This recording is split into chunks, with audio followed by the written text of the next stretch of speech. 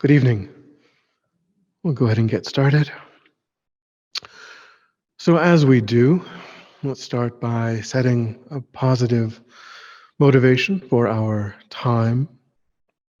We know that we're here to think about compassion.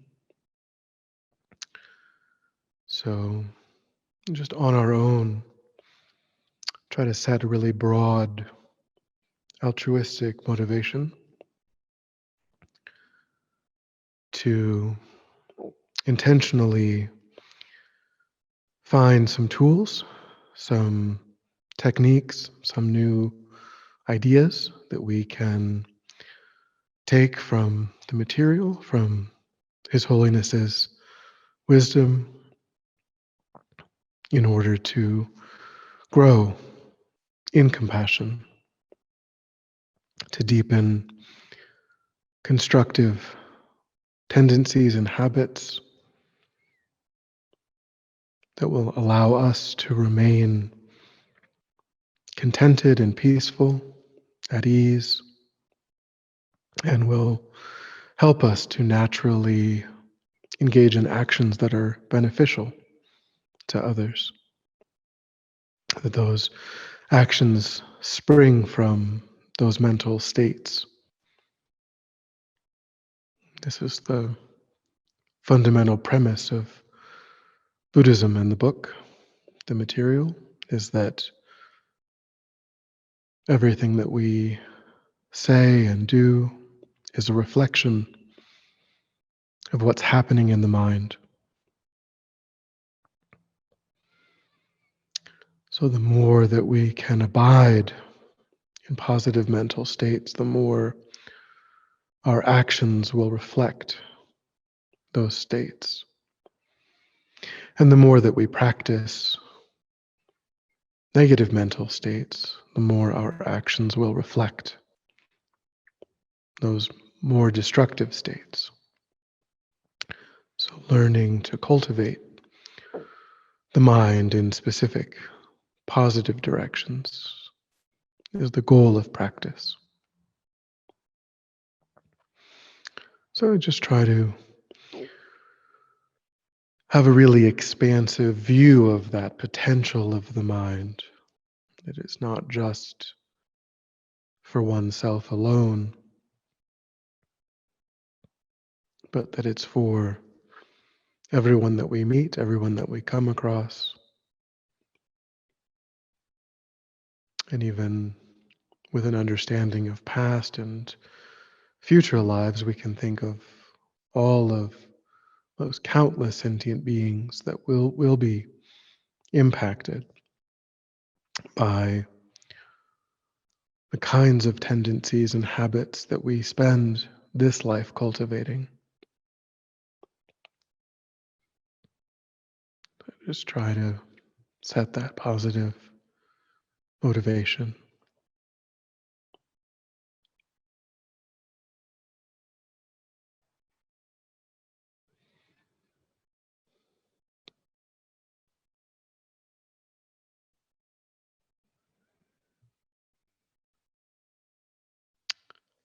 All right.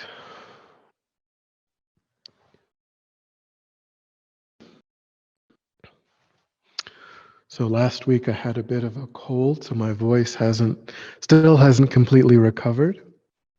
So I'm sorry about that. My voice isn't up to 100% yet, but I'm fine.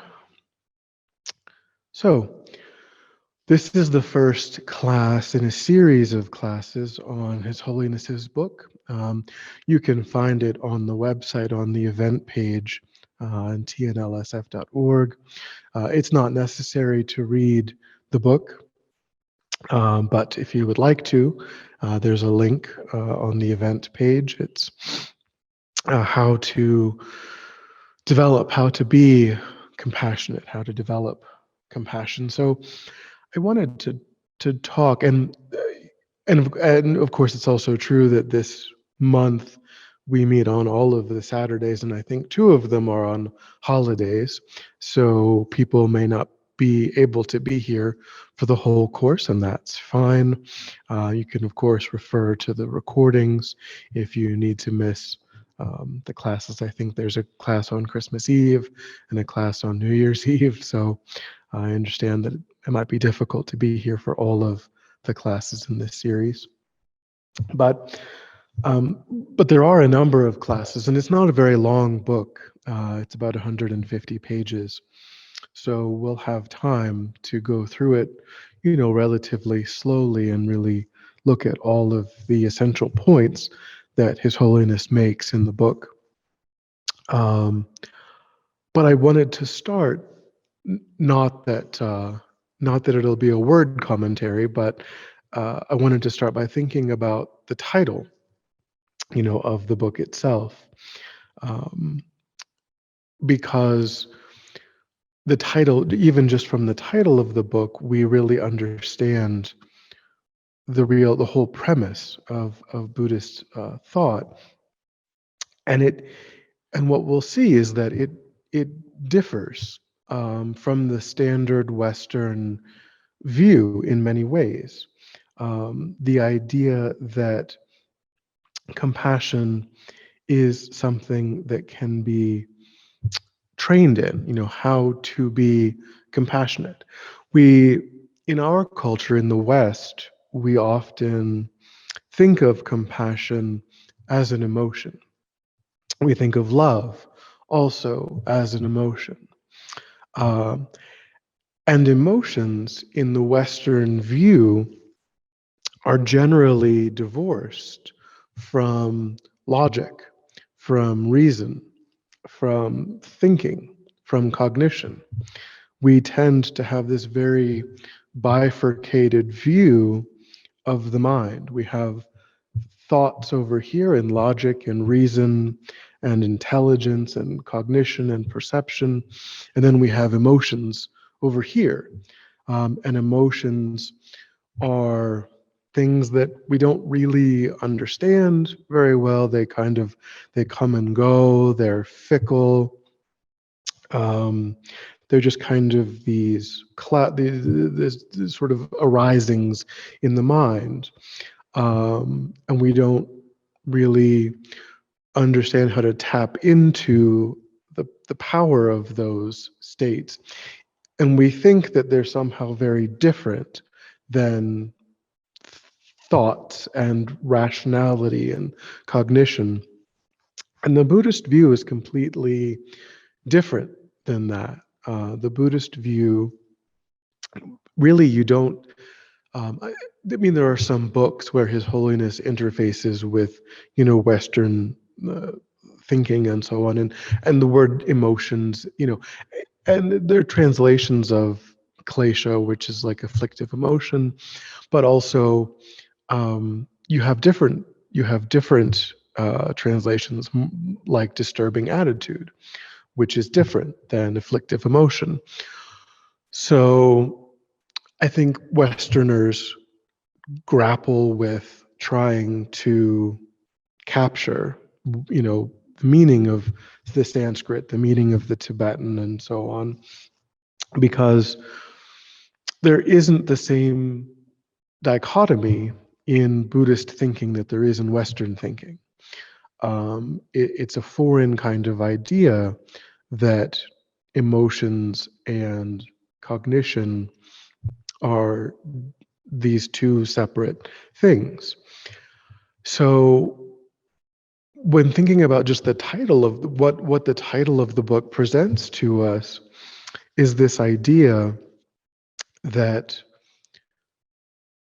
compassion isn't just, and so I mean this book is centered around compassion, but this holds true for all of the constructive mental states that Buddhism talks about, is that it isn't true that a person either is or is not compassionate. We tend to talk that way, though, in the West. We tend to look at someone and say, oh well, they are a compassionate person, or they are a loving person, or they're a very patient person. And we tend to think of it as a quality of their character, like that's just how they are, that's like how they were born, or that's how they were raised. And then it's sort of too late. They, you kind of are or you aren't. And there's no real tools in the Western view for training in compassion, because, and I think that's because it's seen as an emotion. It's seen as, oh, I'm feeling compassionate today. Um, I my mind, and also we have a very limited view because, and this is something that um, we'll get into as we go through the material. In the West, we reserve, because we think of compassion, um, which again is the really is the focus of the book. So that's what we'll be kind of limiting things to in a way, because we think of it as an emotive state. We also then are comfortable limiting its arising, limiting the situations that trigger compassion. And what I mean by that is that we kind of reserve the experience of compassion for situations where someone, um, or generally, I mean, it would be a sentient being from the Buddhist perspective. So on our planet, that would be a human or an animal. When a sentient being is aggrieved in some way, when they are experiencing some sort of harm, when they are, and that is similar to the Buddhist view, except that the understanding of harmed, or the understanding of suffering, then is very limited. That is what we have a very limited view of in the West. So we should define then compassion from the Buddhist perspective so that we have an understanding of what we are talking about. um, Compassion in Buddhism is the wish for oneself and all other sentient beings to be free of suffering and the causes of suffering. So, in that sort of linguistic way, on paper, Buddhism and the Western psyche are in agreement. We have compassion for sentient beings who are suffering. That's the same kind of general view. But in the West, we think of suffering as an unwanted um, physical or mental experience that a person feels as though is like outside of their control. So when someone loses a loved one, when someone becomes ill, we see that as a suffering, and therefore we develop compassion for that experience. The other way, though, that we tend to limit it, so to go back to how one way that it's limited is we don't see the arising of negative mental states that create conditions in the world that people are aggrieved by or harmed by as suffering. And so we find it very difficult then to trigger compassionate perspectives toward people who are under the influence of these negative mental states, like hatred or like jealousy, or ill will or some sort of malicious intent. Uh, we don't see that in the same way as we see the effect of that on the people and sentient beings around that person. Um, when that person, when their mind is under the influence of, say, maliciousness, um, bad temperedness, ill temperedness, someone who has a really quick, fuse, and they kind of just erupt at uh, people around them. We all know people like that, people who just have a very short fuse. When they're in traffic, they honk their horn. When they're at work and things aren't going their way, they lash out verbally.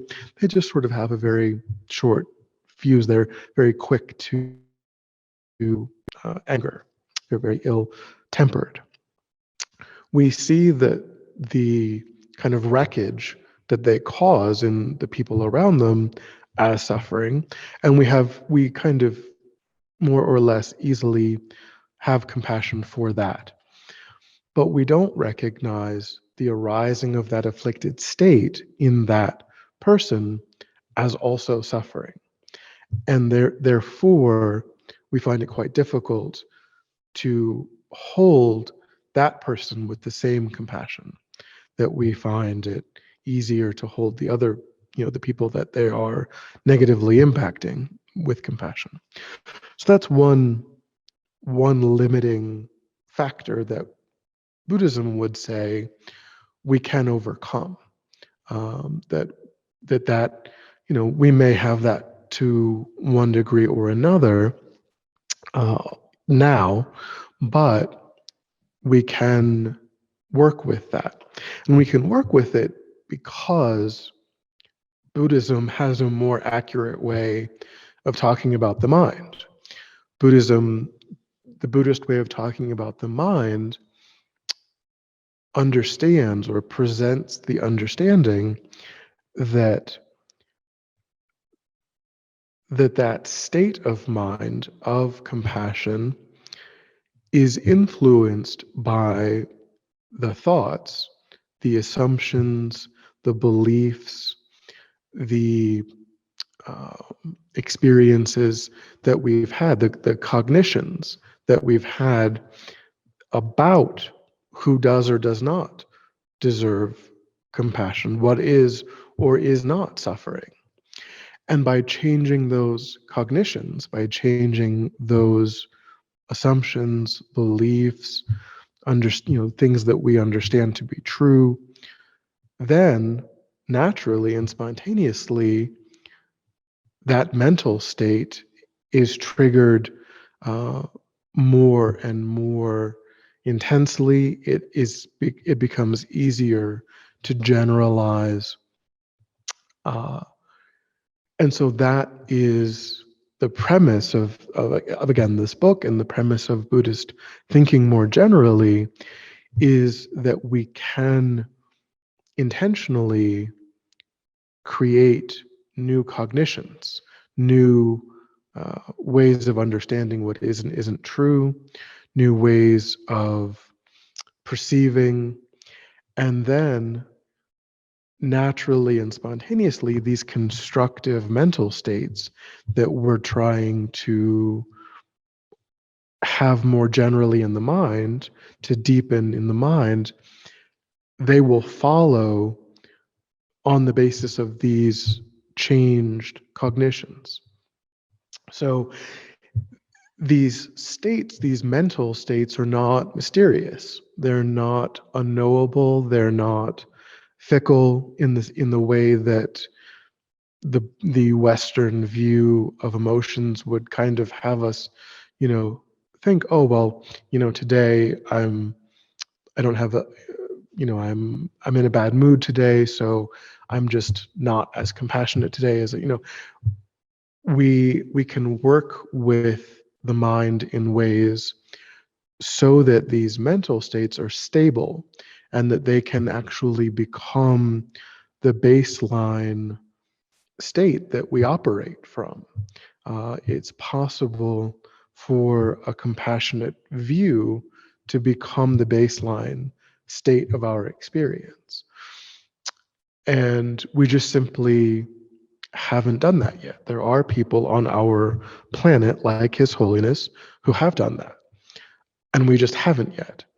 Uh, and if we follow the steps that is outlined by His Holiness and outlined by the Buddha and other great masters, over the past 2,000 years, 2,600 years, it becomes equally possible for us to do that as well.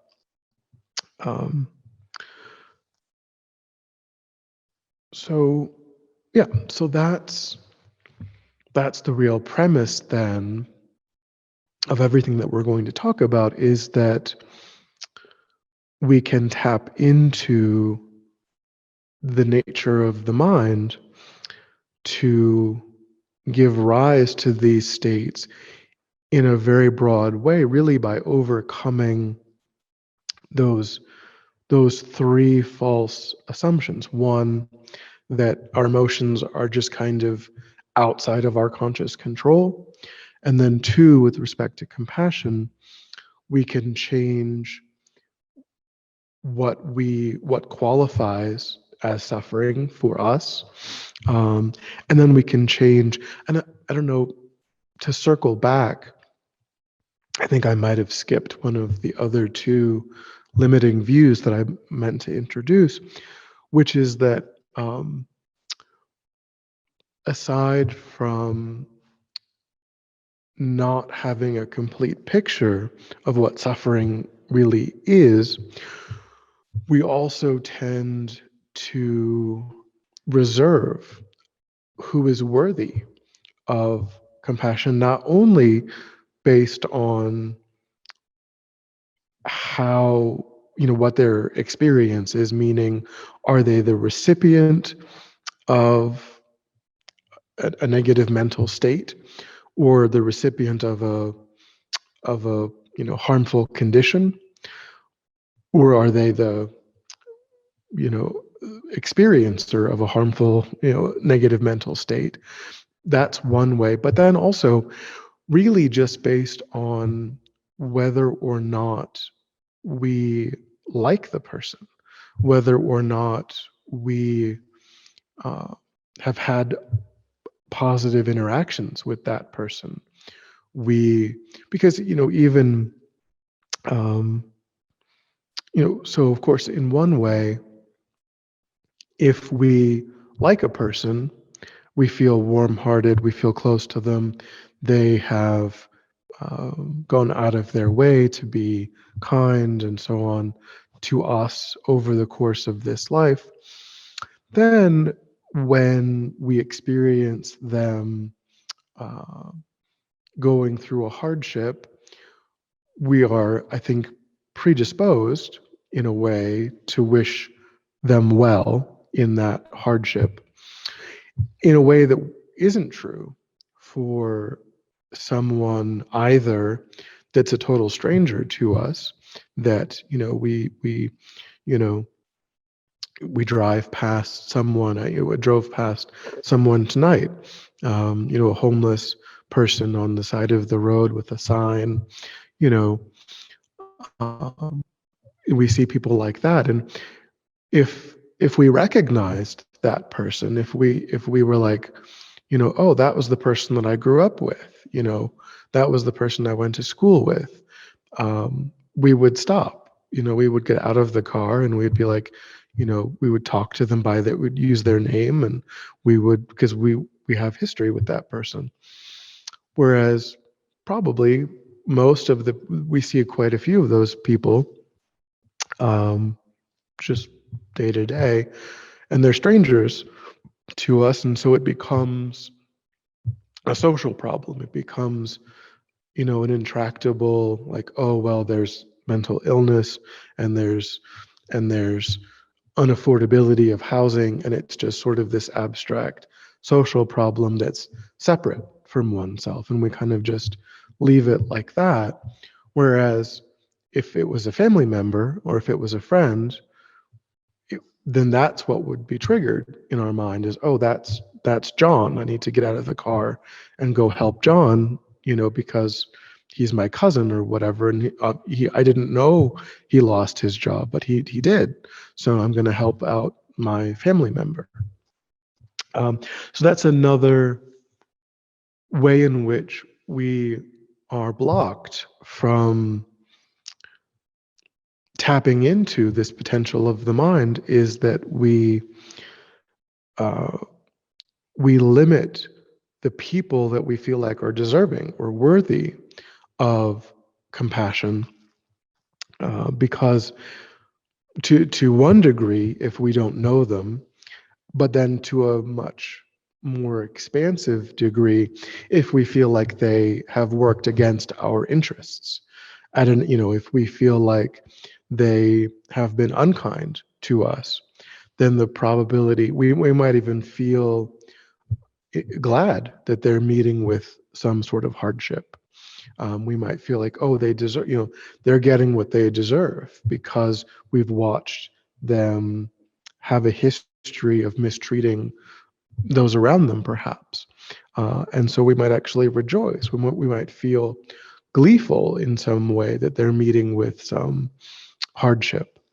Uh, and, but again, what Buddhism would say is that these are truths that we all, to one degree or another, because we're ordinary sentient beings, we have to grapple with. None of us are completely free from these realities that we've internalized. We may be free from them to one degree or another, or, on certain days it's easier than other days. But because we're all ordinary sentient beings, these are all affecting us, so that we're not abnormal, we're not monsters, we're not, you know, going out and actively causing harm, but we've not worked with these limitations to the degree that it's possible to do. We've not cultivated these positive mental states to the degree that they can be cultivated. And that's the job of engaging with Buddhist material, is to work with that wisdom in order so that these positive mental states actually do become the baseline state.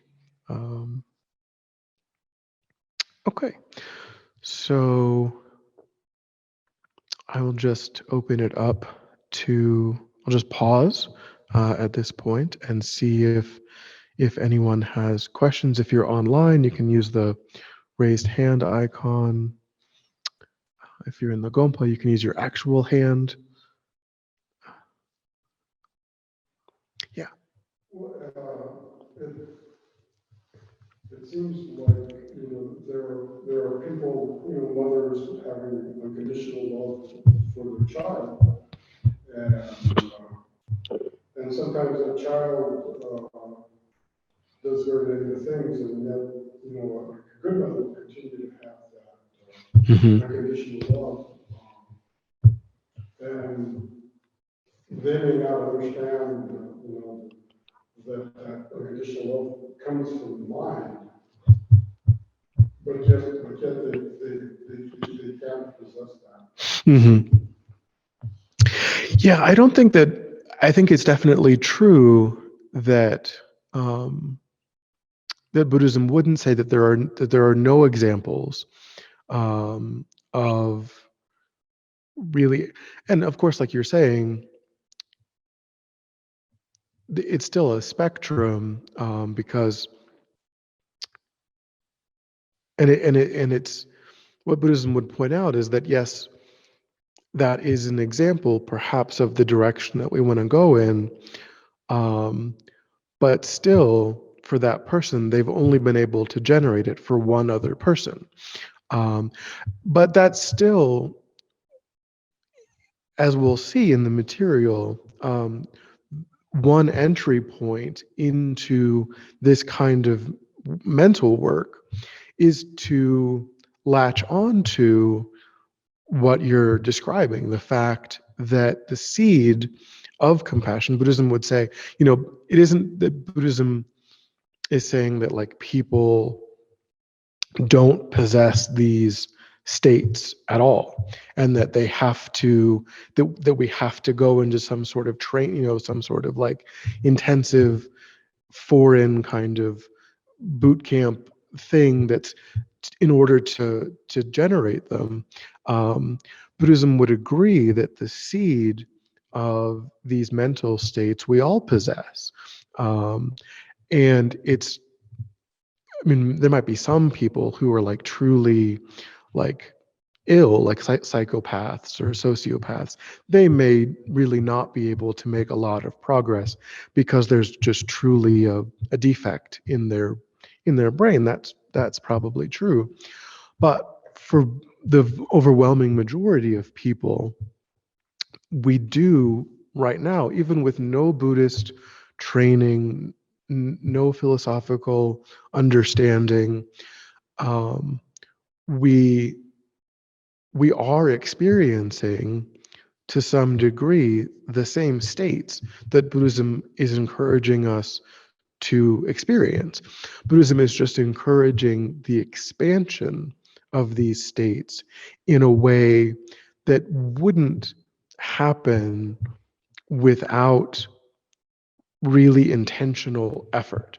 Um, but one of the techniques that we will use in this course um, is, and people may have done it, in meditation classes and so on before, is to use the love or the compassion that we already possess for a particular sentient being, in meditation, to think about that sentient being, and then to think about that seed of love, compassion, whatever it might be, that we've just naturally developed over time for that one sentient being, and then to think of a different sentient being for whom we don't naturally relate to in that way, and then try to remember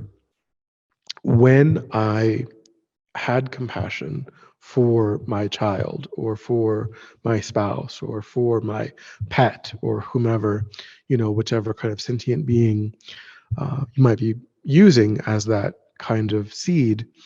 What did it feel like? What was the state of mind?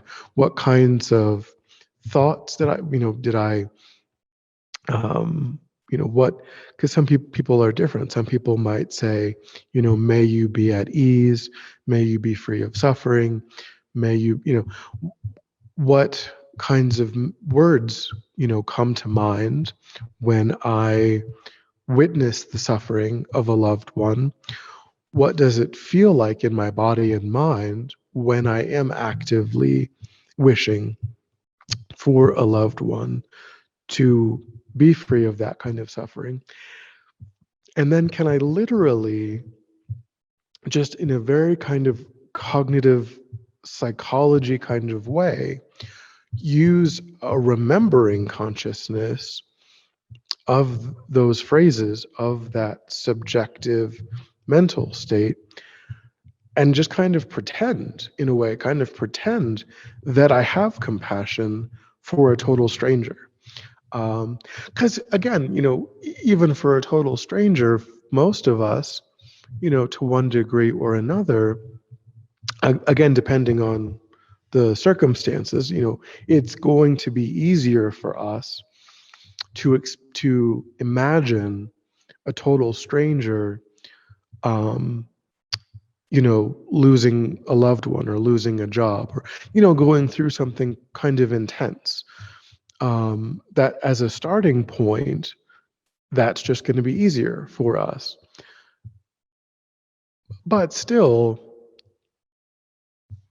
to some degree, those positive states, they'll still be there but it just won't be as intense. It won't be in the same way that, if your spouse or child, or if they if they needed to inconvenience you in some way, to help them move, or your level of willingness would be much higher than it would be if your next door neighbor that you haven't talked to in 2 years, if they needed to inconvenience you in the same way.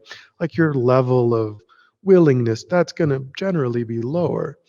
But still, it's not like you know we all kind of have this baseline state that we are able, to tap into. If our neighbor needs a hammer, then yeah, we're going to give them a hammer. If they need, you know but we're probably not going to go over there and spend 6 hours, hanging things up. So Buddhism certainly agrees, and it's wonderful and quite helpful. And we should try to really recognize that there is, even now, to some degree, a generalized positive way of relating to people. That, yeah, when we see this, we do think positive things. And so it isn't about starting from nothing, starting at zero. It's not about saying that there's some kind of magic knowledge that is completely foreign to us. It's just about nurturing those seeds that are present, and growing them and expanding them and generalizing them, making them incredibly stable, making them immutable, or making them a fundamental part of the mind in an incredibly deep way, which really, wouldn't be possible if they weren't already there in a, a smaller state, in a smaller way. Um, so there certainly are examples, I think, of truly unconditional love and compassion that people do have. And Buddhism is just saying, rather than that being the exception, rather than that being reserved for a mother and her child, it's actually possible to feel that way toward every sentient being. But we have to work at it. We can't do it without intentionally really deepening those states of mind.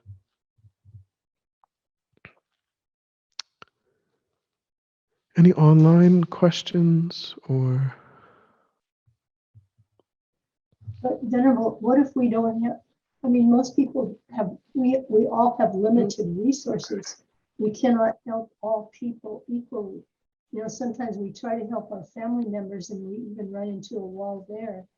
We don't have enough means, to help them, much less all the people in the world.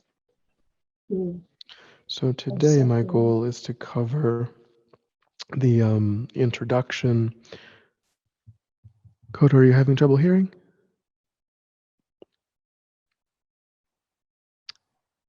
Sorry, I can't. Kodo, you're muted, so I don't. Suzanne was asking a question. I still can't hear. That might be on my end, but. You cannot hear me? Is there something in the chat? Nope. Chat. I don't see anything in the chat. No, I didn't put it in the chat. Susan, he can't hear you. I know. Kodo can't hear. Can you tell him I can't put it? I'll put it in the chat. If people could type in the chat if there's an issue.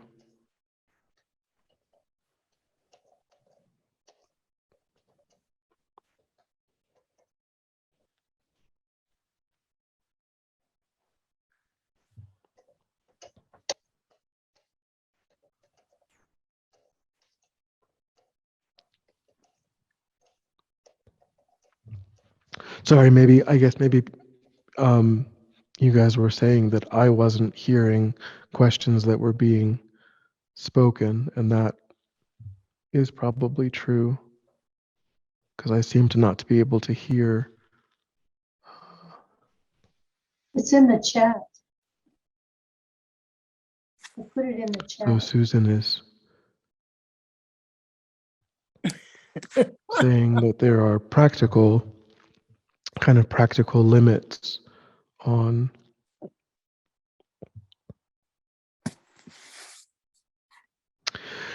so Susan put in the chat, we don't have physical resources to help everyone equally.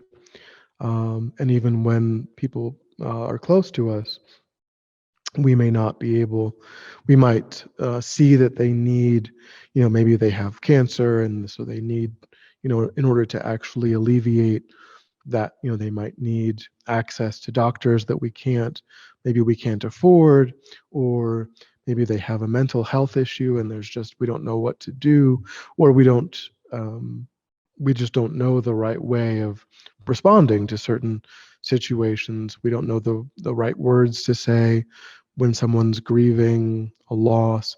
So yes, so Susan's kind of pointing out that there are all of these practical limitations that we experience in our lives, and that's certainly true. And so and that raises an important point, which is that from the Buddhist perspective, if the goal of Buddhist practice was to actually eliminate the suffering of all sentient beings, then Buddhism would be impossible. That no one would ever have achieved enlightenment if, in order to achieve enlightenment, the standard was that sentient being is responsible for having actually eliminated the suffering of every other sentient being. Buddhism would certainly agree that isn't true, that isn't possible. So what we're cultivating, though, is a willingness to try, a willingness to do. And so it could be, like you're saying, we might recognize that there's a really intractable suffering that requires, the coming together, maybe like a incurable illness. And so, of course, we do our best to help that person access doctors, medicines, what have you. But Buddhism isn't suggesting that our compassion is limited by whether or not that person no longer has cancer or no longer. It's just our willingness to face that situation, to not turn away from the suffering that they're experiencing, to stay engaged with them through the experience. And even if we don't know the right thing to say, that's part of wisdom. That's something that we cultivate. We get better at that over time, but we get better at it by screwing up. We get better at it by saying the wrong thing a lot and getting like feedback, like, oh, that wasn't helpful. When you say, people say, oh, I know I know what you're feeling when that person's experiencing something that you've never experienced, and you don't know how they're feeling, but it's just kind of one of those things that people say. And then like they're like, well, I just lost my child, and you've never even had a child, so you don't know what I'm feeling. So we make those kinds of mistakes, and then we learn, oh, I probably shouldn't say that, when it's not true. So we hopefully over time we learn better and better ways of staying with the suffering of others, and finding ways of.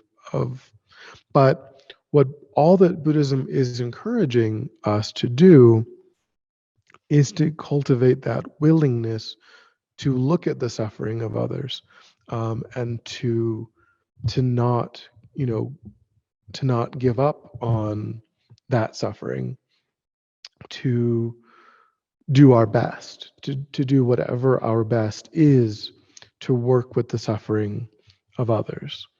Um, Even if that means that there's no actual reduction in their suffering.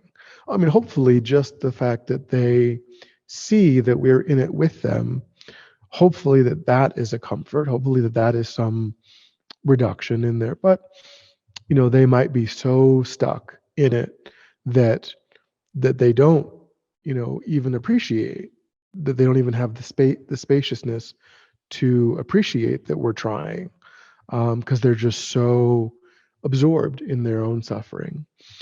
And Buddhism would say that's fine. We just keep trying. We just keep trying to relate in a positive way. Um,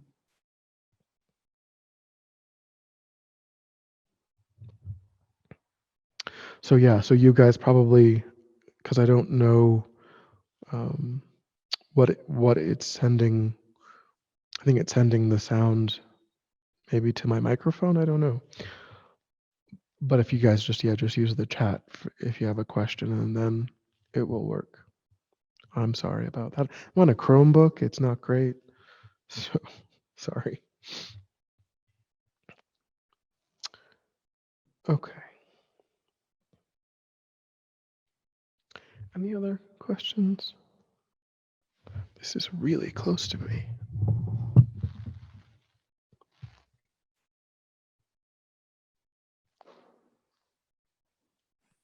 I don't know if you can hear me or not. So in chapter one of the book is called Does Anger Protect You? So this, of course, this is a huge topic, the relationship. And so, I mean, this opens really a whole nother can of worms from the Western perspective.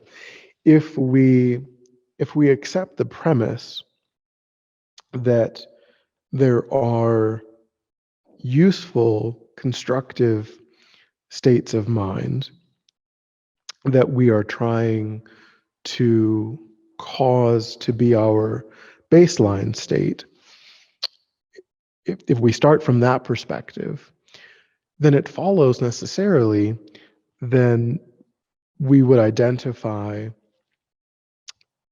some obstacles to that. And I talked about a few of those kind of being those three mistaken views: the mistaken view of, not understanding suffering fully, the mistaken view of not of limiting compassion to people that have benefited us, those kinds of mistaken views. Buddhism would say that we also can label, again, what in the West we would call emotions, other emotions, but in Buddhism we would just call states of mind. And we can label those too as obstacles to this job of developing these baseline positive constructive states. So from the Buddhist perspective, anger falls into this category. And this is something that in the West, a lot of people really struggle with. This idea that we can, and His Holiness, he does address this. He addresses one of the major criticisms of, what could be this approach, and that grammar was terrible. So what I mean to say is the Western one, when people object to this idea of looking at anger as something that is an obstacle to spiritual growth, they that objection tends to go along with the view that there are really only two choices that we have with respect to our states of mind, and that those two choices are expression or repression, meaning that when anger is arising in my mind, I'm only left with two options. Either I say the angry thing or I do the aggressive action, um, or I just bottle it inside. I close down, I shut down, I withdraw from that experience that I am legitimately feeling. And in a way, I don't know if it's fair or accurate, but I kind of have thought of this as sort of like the secular humanist view that I think is pretty deeply embedded in the Western idea, which is that um, what Buddhism agrees with and what His Holiness says is that, of course, all mental states teach us something. They all are useful in that they are giving us information about our mind, about how we are relating. Um, but this kind of secular humanism, I would say, what it presumes is that in order to be fully human, we need to have anger in the mind to some degree. And then it becomes a question of how do I have that anger in the mind without hitting other people, without shooting other people, without damaging my relationships irreparably. It becomes just about managing that. And the Buddhist perspective, where it differs, is that it's true that when anger is arising in my mind, there's benefit to that. But this dichotomy of expression and repression isn't accurate. That there's another avenue of awareness and transformation. And that's the avenue that Buddhist thinking is encouraging us to go down. That it isn't that all I can do is be experiencing the anger and then just choose to bottle it up.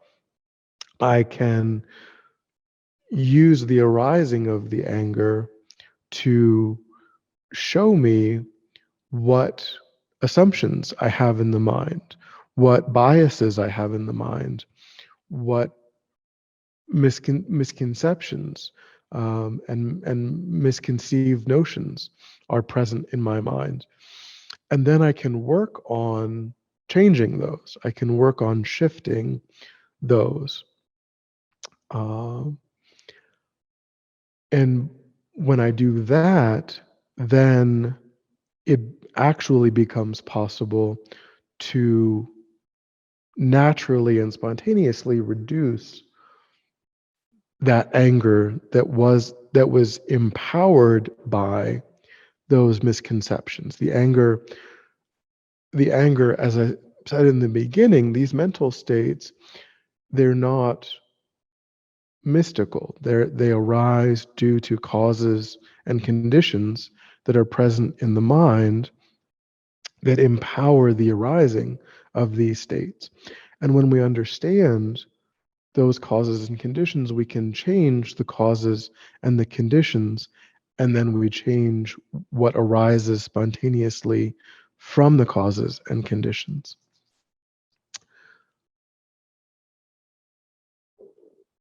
Yeah.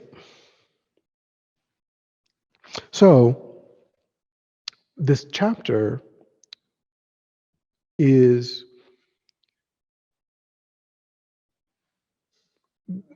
showing us or teaching us to approach anger from a different perspective. So anger, from the Buddhist perspective, one reason why, and I don't know that there's a specific definition of the word anger that's given, but, and it is also true that Buddhism acknowledges that anger, like all mental states, is a spectrum, and we can catch the arising of it at different points. So, for example, one colloquial way of thinking about anger is that it tends to arise when we aren't getting what we want, when something unpleasant is happening in the mind. That there was an expectation of things going a certain way, and they're not going that way. We thought we'd be able to just go right to work. We're a little bit late, but if there's no traffic, we can get there right on time. And then there is traffic, and so now everyone that's appearing to us in this traffic, they're appearing to us as like our personal enemy, because we had this goal of, I need to get to work at 8 o'clock and it's 7:50, and these are the people that are preventing me from doing it, and therefore they are the source of my frustration, my and so it can be a spectrum that starts, even Buddhism would say that we can think of it as arising in a very subtle way, even when there's just frustration in the mind, even when we're just kind of annoyed. That's not that it's important to say that that's not anger when we're just kind of annoyed, but it's on the same spectrum. If we keep going down that road, it's going to blossom into something more and more intense. So, actual anger from the Buddhist perspective, that kind of, which is getting at the most destructive state that we need to be the most cognizant of, that's going to come with the wish to cause harm. And here again, it's not actually causing harm. And it's not even like,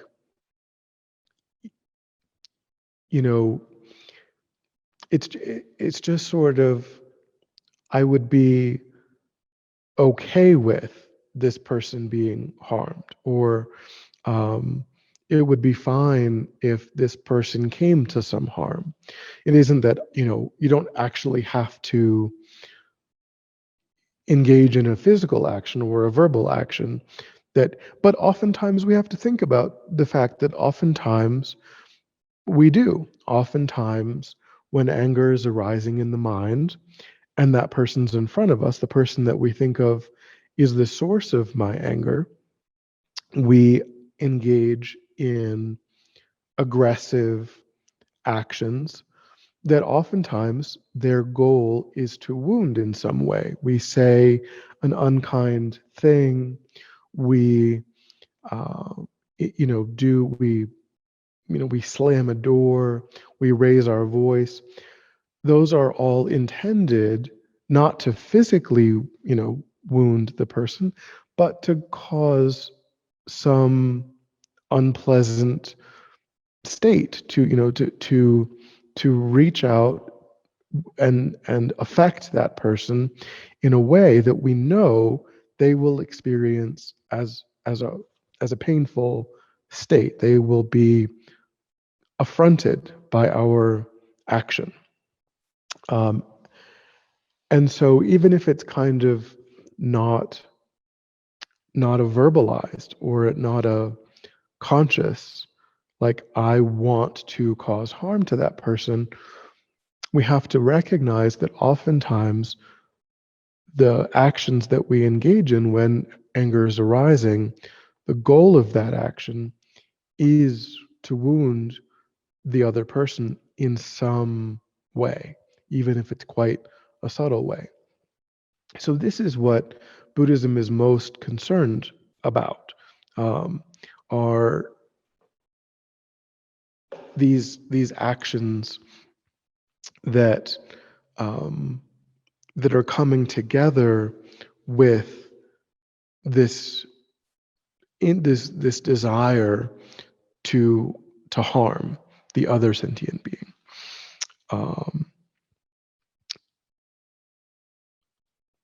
Yeah. So what Buddhism isn't concerned about is identifying that something ought to change.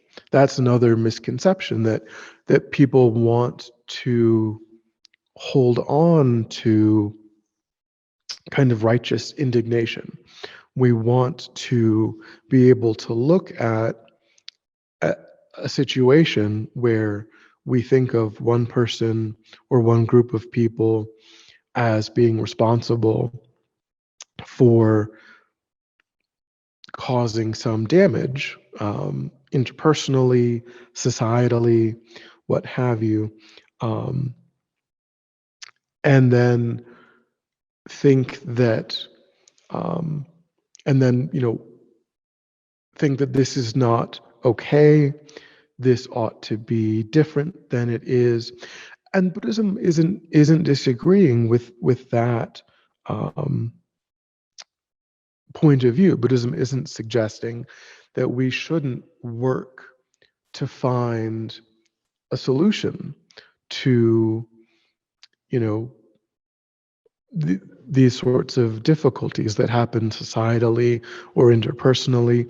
It's valid to say that a person might consistently act in ways that injure the people around them. Maybe they steal compulsively. Maybe they lie compulsively. Maybe they have, a real trouble with their temper, and they say unkind things on a regular basis. And maybe there are remedial things that need to happen in that situation um, to bring about a better outcome for people. And Buddhism has no problem with that. But,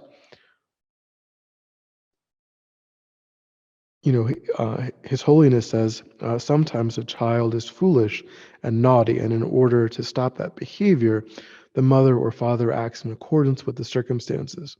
This might require strong or harsh words, perhaps even punishment, but without losing compassion. That is the way to handle the problem. So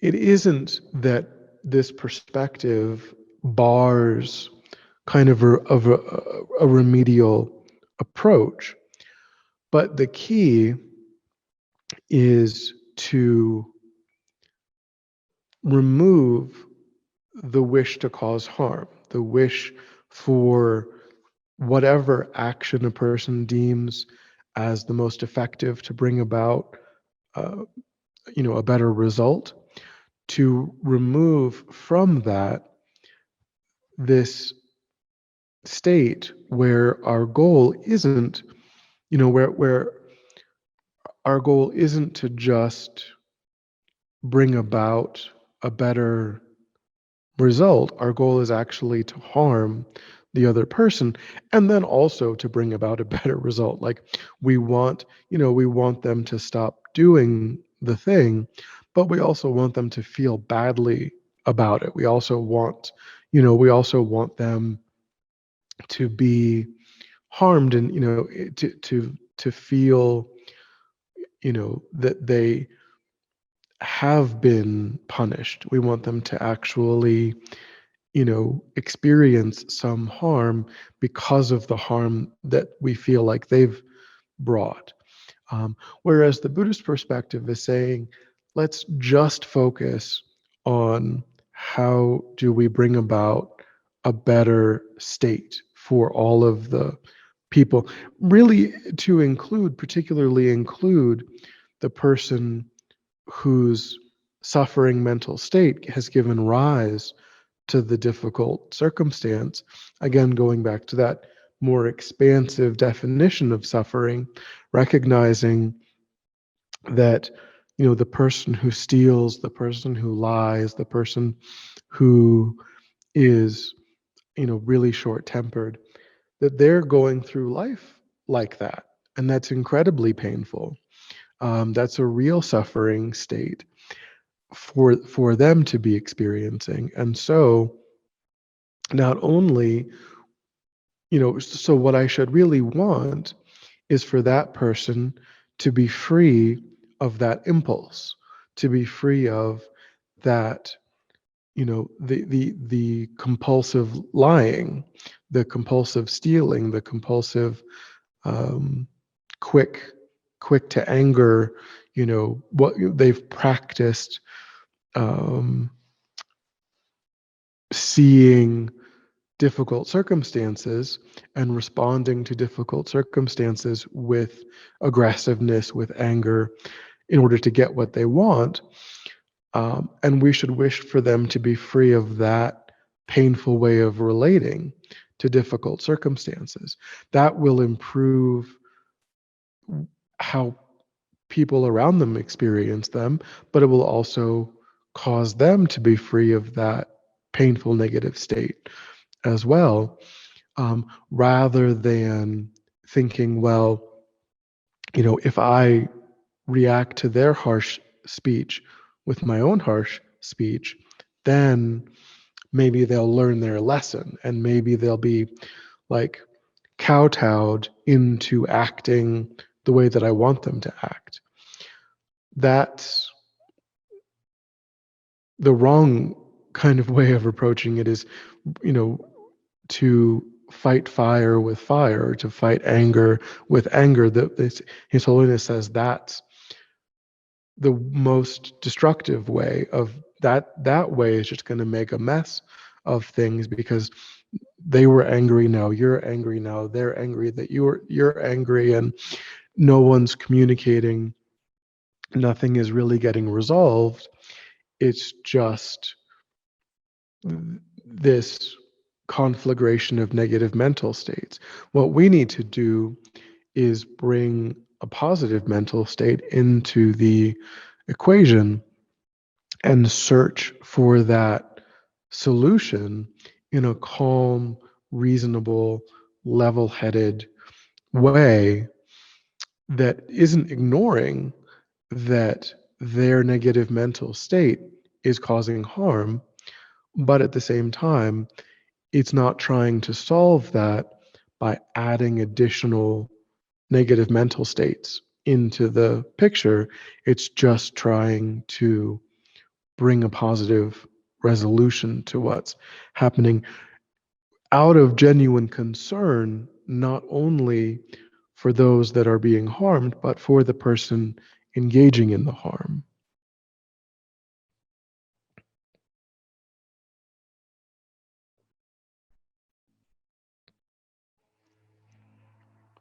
Okay. Any thoughts or questions or reflections? Yeah. Well, I'm thinking of somebody that I have a lot of negative feelings for and wish harm to them, and that's the Russian dictator Putin, because of all the harm that has happened.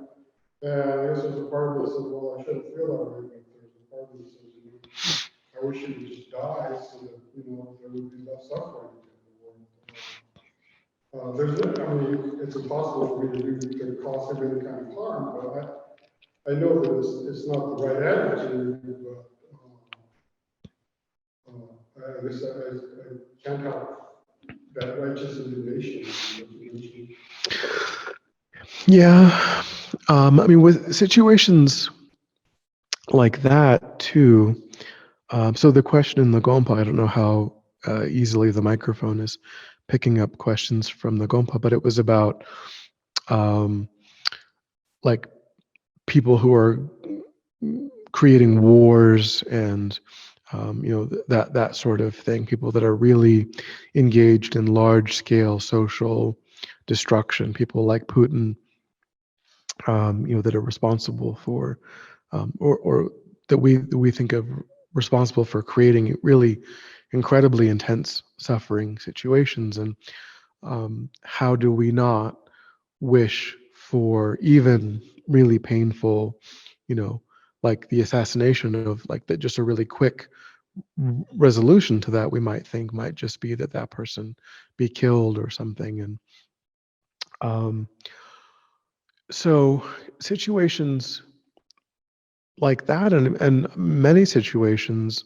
are benefited by trying to think about I mean a couple of things, but one are the Buddhist teachings on karma, um, by trying to take a really wide perspective on any situation that we think that we are observing, trying to take a wider perspective, which because what we think that we're observing is a group of people who we deem as the innocent people, the blameless, people, and then this other group of people that we label as the aggressors, as the enemy, as the bad people that are harming the good people, harming the innocent people.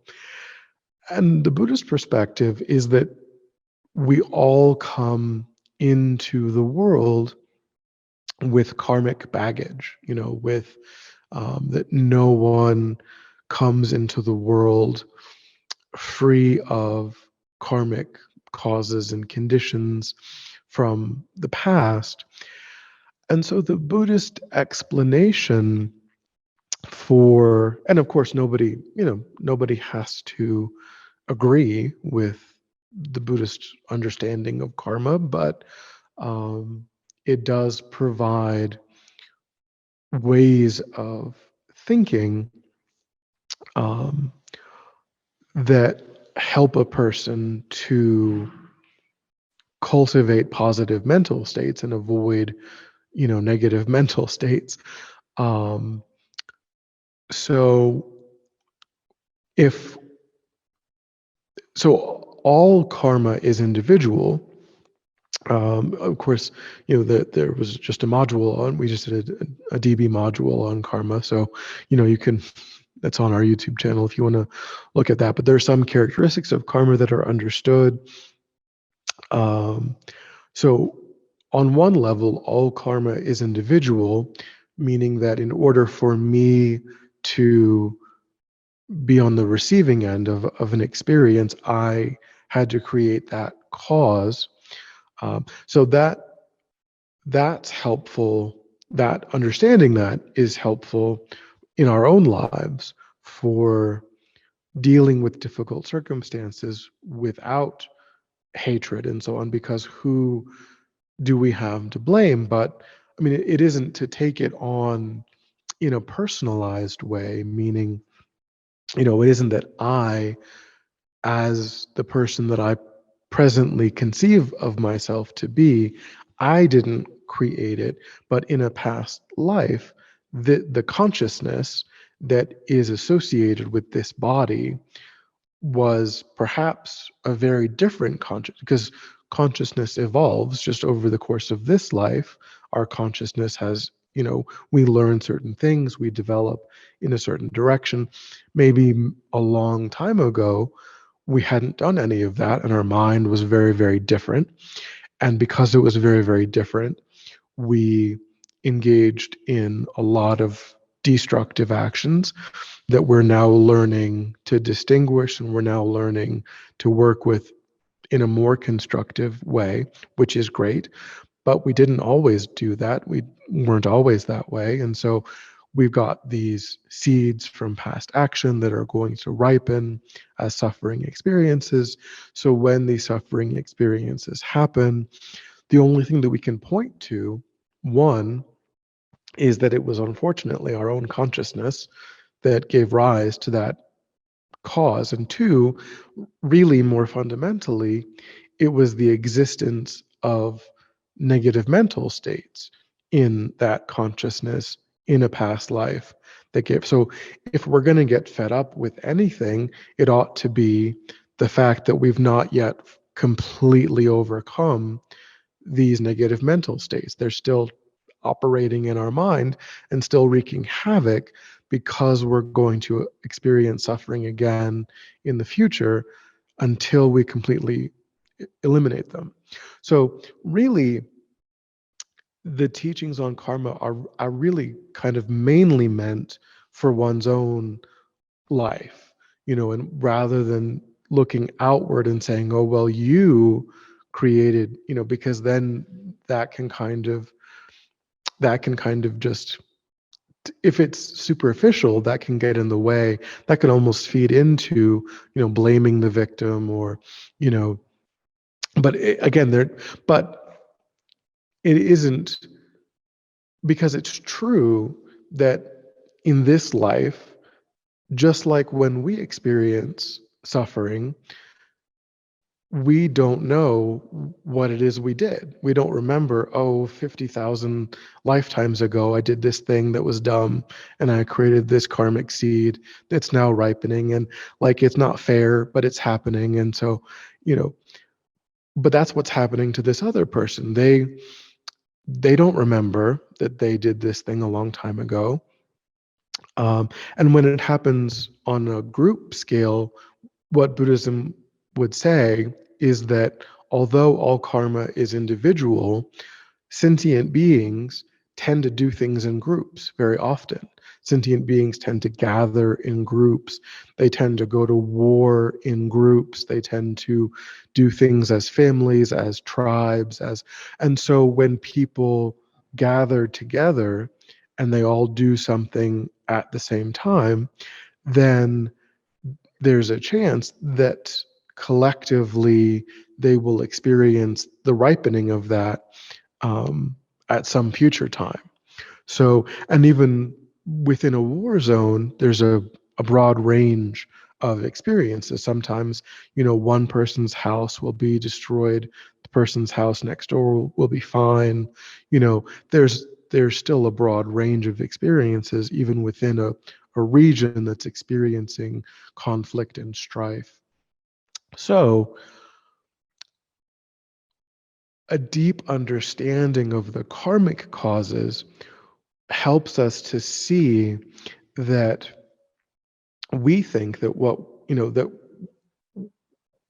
we're witnessing one person punch the other person, but we didn't see that person punch this person previously, and now it's like it's a cycle, it's a whole, and that we're not privy to that, and we're also not privy to all of the karmic ripenings that are happening in the future due to what's happening now. Like, how is it going to play out in the future with all of this? Because now, yes, this one group of people have been invaded, but now they are developing hatred toward the invaders. They are killing, and that's, from our perspective, of course, that's understandable. That's they're defending their homeland, but at the same time, there are afflicted states of mind that are arising, and there's really, really intense actions that are following on from that. So it's this incredible, massive, terrible, karmic, and so it's this sort of endless thing. And so we should absolutely, so I think trying to have that broad perspective is helpful in not just saying these are the good people and these are the bad people, and it's okay for the good people to do whatever they want to the bad people, and it's terrible that the bad people are doing anything bad to the good people. That kind of way of thinking is going to empower the afflictions in our own mind. So having a broader perspective, but then also realizing that we should absolutely wish for all of that harm to cease instantly, to completely, but we have to recognize that it really isn't one person. It is it's hatred that's the enemy of that. In that scenario, it's not Putin that's the enemy, it's the hatred that's arising in Putin's mind that's the enemy. And so all we can really, of course, we send food, we do the things that we can do. But we have to recognize, and we also have to try, and then we also have to think about, well, what is it that the world really needs? Does the world really need more people who are, in terms of taking responsibility for our own spiritual growth and development? Like, if I get sucked into taking sides and thinking about it in this really simplistic way where I want, then I'm preventing the flourishing of unconditional love and compassion in my own mind. And isn't that more useful for the world,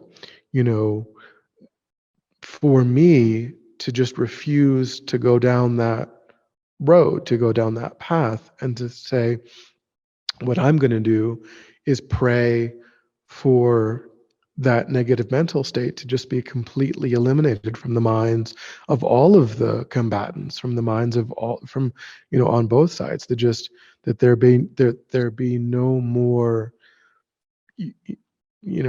ill will in this whole scenario. And that's my contribution, in addition to the practical things that we can do in terms of housing and food, and that there are practical things that we can try to do, but we're very limited in that.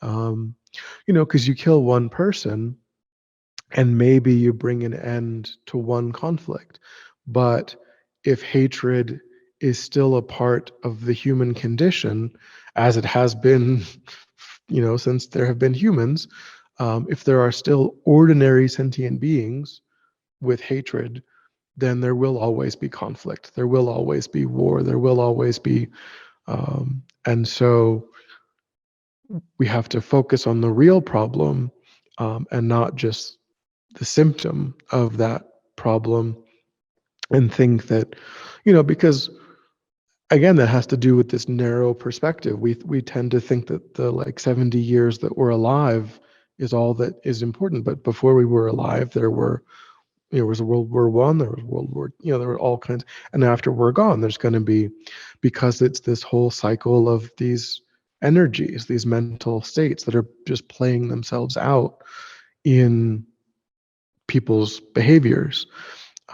So really trying to focus on, what is the real cause, the real source, and just wanting that to be eliminated, is also just psychologically the healthiest thing that we can do, because otherwise, we have no control over all we have control over is our own mind. And if we don't use that as an opportunity to cultivate what we want to cultivate, then we're just losing out on that opportunity. What the world needs is more people achieving enlightenment, not more people, cheering for one side of a conflict versus another. So we have to think about what's kind of poisoning our own spiritual growth and development, and just saying like, this is not something that I want to do.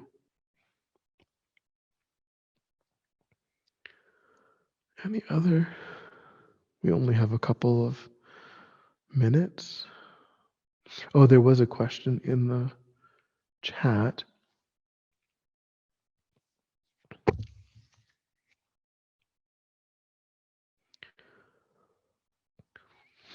Yeah, so Kodo, I think, is asking about, she's asking about situations where we might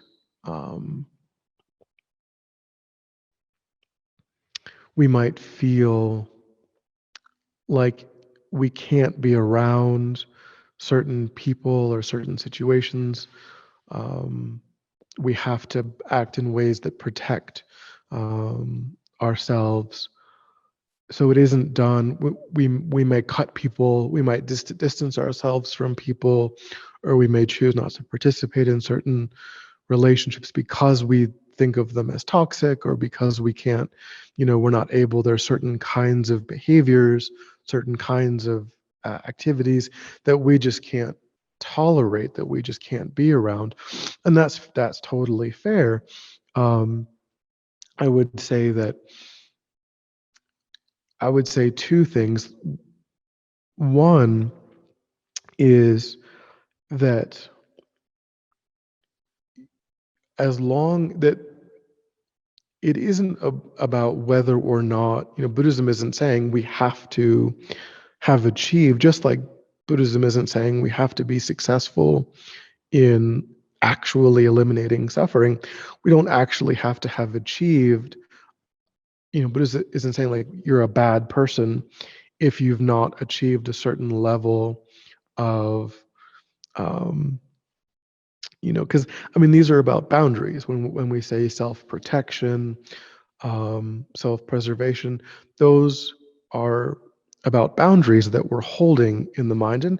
And what Buddhism would say is that boundaries are artificial. They are important and they are useful, but at the same time, enlightened beings don't have boundaries. Enlightened beings, don't feel the need, because when we say self-preservation, that implies the existence of something that needs to be protected. And that's a false idea. That isn't true.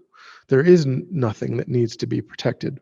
But we are stuck with that really persistent illusion until we achieve enlightenment. And that's fine. Like, there's nothing wrong with that. But it is an illusion. So we should try to recognize that I have a false, that my conception of myself as solid and independent and something that can be wounded, that's false, that's not true.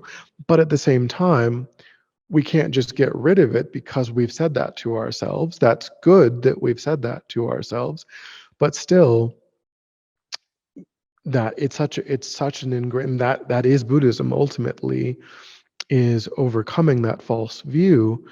But there's a lot of steps that get us there, and it takes probably many lifetimes. So we have to be okay with the fact that I do have a sense of self, and that I do feel the need to not invite certain actions, certain activities, certain things into my life because I just can't tolerate them. And so the key then, just like with understanding that compassion isn't about actually eliminating suffering, boundaries are fine as long as we really think about, to what degree am I hoping that my boundary hurts the other person? Am I hoping that my, am I withdrawing or withholding or removing, and hoping that the other person sees that and is like, and it feels bad about their actions? and changes. How much am I trying to change the other person by them thinking, oh well, this person's not in my life, and they're not in my life because I'm this way, and I feel bad about that. And so is it manipulative? Is kind of what I'm saying. Like, is are we using a boundary in a manipulative way to try to get what we want, or is it just we just can't? It's just we've tried and we've tried and we've tried and we just can't. And if we can't, then what can we do? Like, can we still pray for that person? Can we still have positive thoughts for that person? Can we still dedicate our practice for the benefit of that person? Can we think, maybe in my next life I will be able to benefit this person?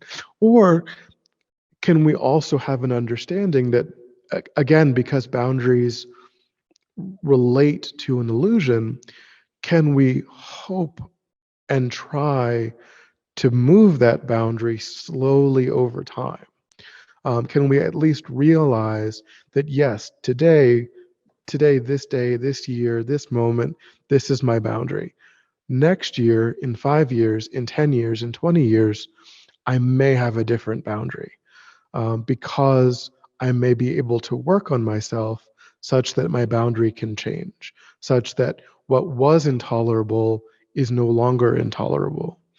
Um, so those are the kinds of things that I would think about in relation to. Um, but we're a little bit out of time. Are there any questions?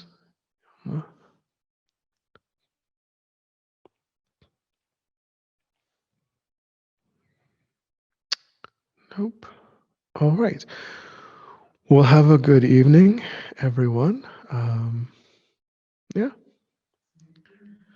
So we will just, as we did, we started with creating a positive motivation. And now we think that we have actualized that motivation. And by actualizing that motivation, we've created positive energy in the mind. And we think that we just offer that positive energy for the benefit of all sentient beings without exception. So just have a sense of letting go, of having done anything, having accomplished anything, and just think, may whatever I have done, may it ripen for the benefit of others.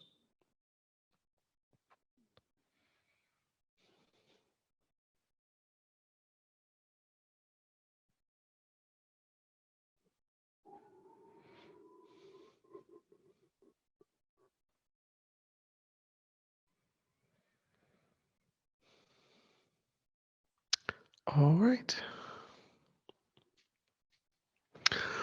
Well, I hope to see everybody again next Saturday. Have a good night.